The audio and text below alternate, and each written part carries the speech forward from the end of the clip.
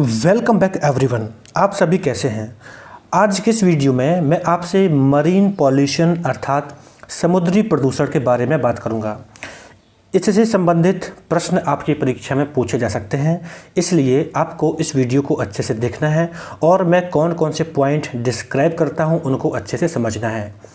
यह एक basic theory type का वीडियो है जहां पर आप पॉइंट्स को समझेंगे और अगर आप इन पॉइंट्स को अच्छे से समझ जाएंगे तब आप इससे संबंधित किसी प्रश्न को सॉल्व कर पाएंगे।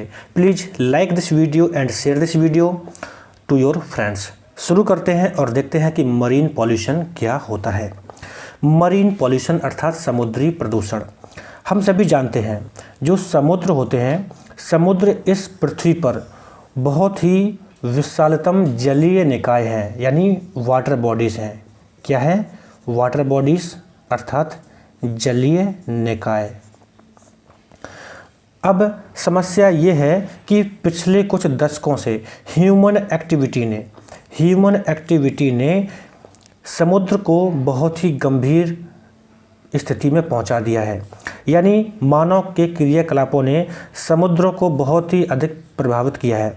आप जानते हैं समुद्र में बहुत ही तरह के हानिकारक पदार्थ जैसे प्लास्टिक हो सकता है, प्लास्टिक और कुछ औद्योगिक अवशेष होते हैं और तेल और रासायनिक पदार्थ होते हैं। इन सभी के निक्षेपण से समुद्र को बहुत ज़्यादा हानि पहुंची है। हम सभी जानते हैं कि समुद्र हमारे लिए बहुत ही उपयोगी होते हैं और जब इनको लगातार क्षति पहुंचती जाएगी तब हमें इससे बहुत ज़्यादा नुकसान होंगे। तो और आगे समझते हैं कि समुद्री प्रदूषण के क्या क्या कारण होते हैं। देखिए, समुद्र में कहाँ से चीज़ें पहुंचती हैं। नंबर 1 पे समझ सकते हैं कि नदियों और जो वर्षा द्वारा जल होता है उसके द्वारा जो चीज़ें होती हैं, जो कृषि अपशिष्ट हो सकते हैं या फिर कृषि में यूज किए जाने वाले पेस्टिसाइड, इंसेक्टिसाइड उसके तत्व हो सकते हैं और नदियों के द्वारा लाए जाने वाला सीवेज हो सकता है। ये सभी चीज़ें होती हैं जो कि उसको नुकसान पहुंचाती हैं।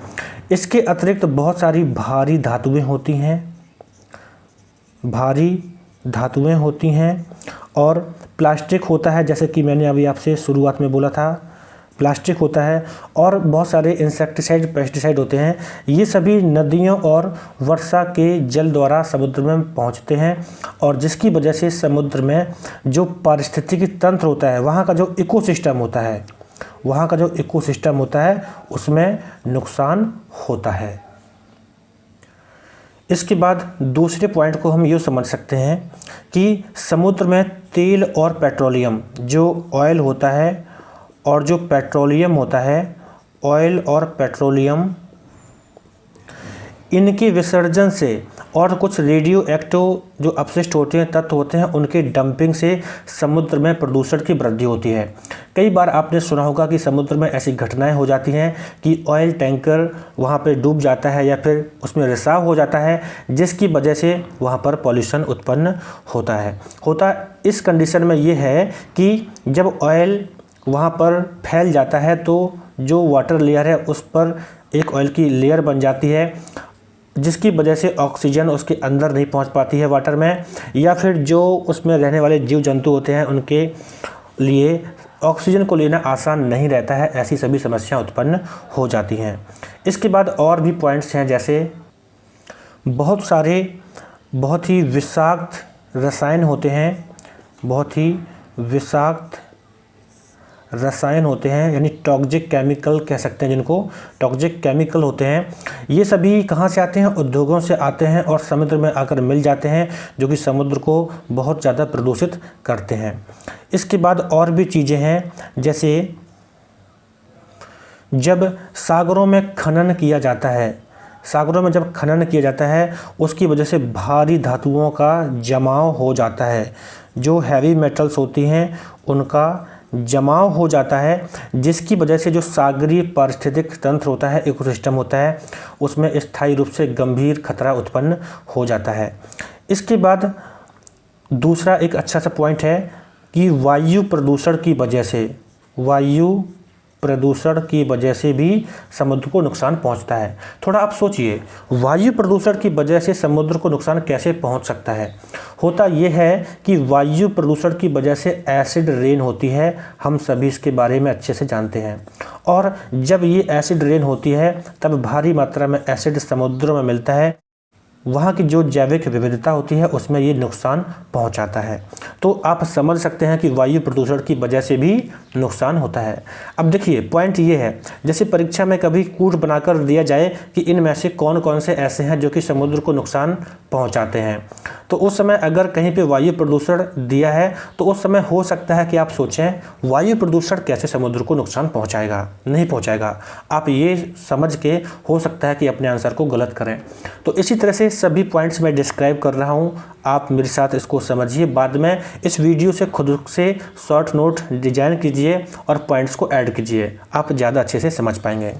तो ये सारी चीज़ें हैं जिसकी वजह से समुद्र में प्रदूषण होता है।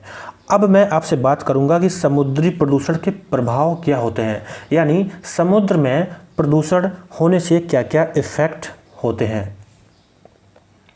सबसे पहले इफ़ेक्ट की मैं आपसे बात करूंगा नंबर फर्स्ट।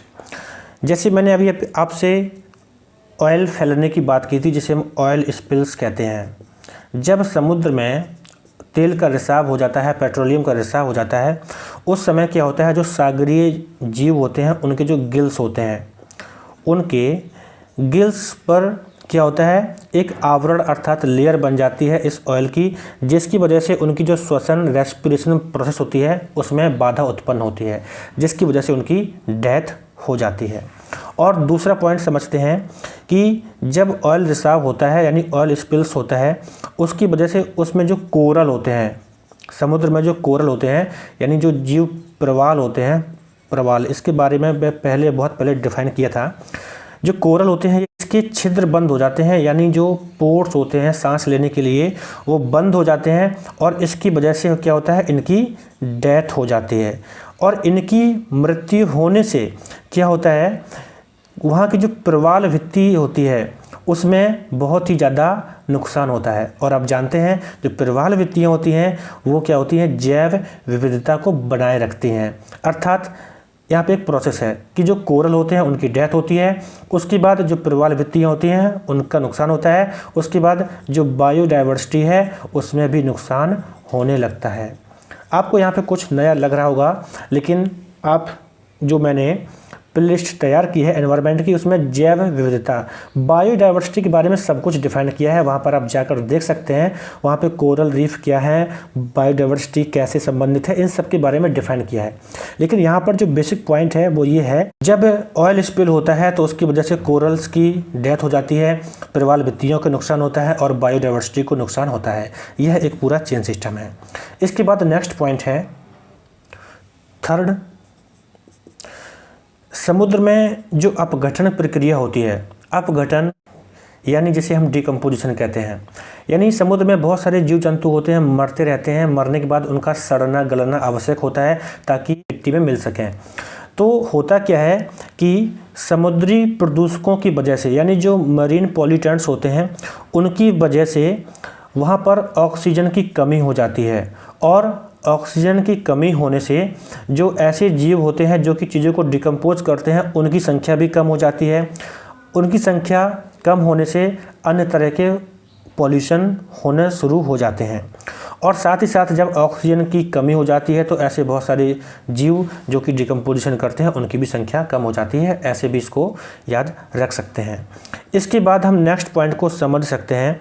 जैसे कुछ विशेष टाइप के इंसेक्टिसाइड, पेस्टिसाइड होते हैं जिनको हम फार्मिंग में यूज करते हैं, यानी जो किसान लोग अपनी खेती में यूज करते हैं।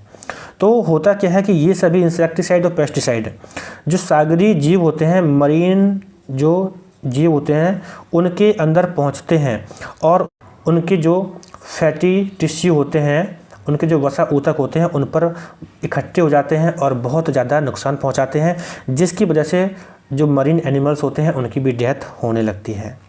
और इसके बाद हम नेक्स्ट पॉइंट को समझ सकते हैं कि ये जो प्रदूषक होते हैं, जो मरीन पॉल्यूटेंट्स होते हैं, ये क्या करते हैं, ये मरीन एनिमल्स में पहुंच जाते हैं, जिसके बाद ये फूड चेन को बहुत बुरी तरह से डिस्टर्ब करते हैं। कैसे, यानी जैसे मान लीजिए उसमें जो फिश होती हैं, जो मछलियाँ होती हैं, मछलियों के अंदर जब पॉल्यूटेंट पहुंच जाएंगे तब वो एनिमल्स जो मछलियों को खाते हैं उनके अंदर पॉल्यूटेंट पहुंच जाएंगे, उनका भी नुकसान होगा। या फिर जो ह्यूमन मछलियों को खाते हैं उनके अंदर पॉल्यूटेंट्स पहुंचेंगे तब भी उनको नुकसान होगा।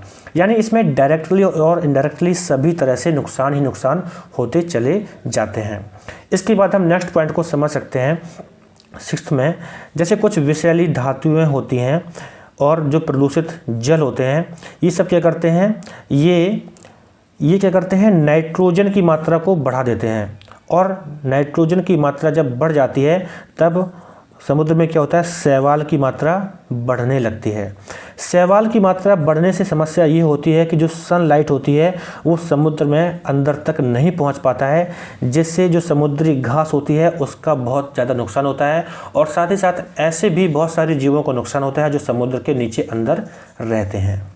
तो ये सभी पॉइंट्स जो भी मैंने डिस्क्राइब किए हैं आपको अच्छे से याद रखने हैं, because these points very important. इन्हीं से कोई ना कोई क्वेश्चन क्रिएट करके पूछा जाता है। आज मैंने कुछ बेसिक पॉइंट्स डिफाइन किए हैं। आने वाले आगे वीडियोस में मैं आपके साथ कुछ इंपॉर्टेंट ऐसे ही क्वेश्चंस को भी शेयर करूंगा। So thanks for watching this video. आप मेरे साथ जुड़े रहें ऐसे ही और भी वीडियोस प्राप्त करने के लिए। मिलता हूं आपसे नेक्स्ट वीडियो में।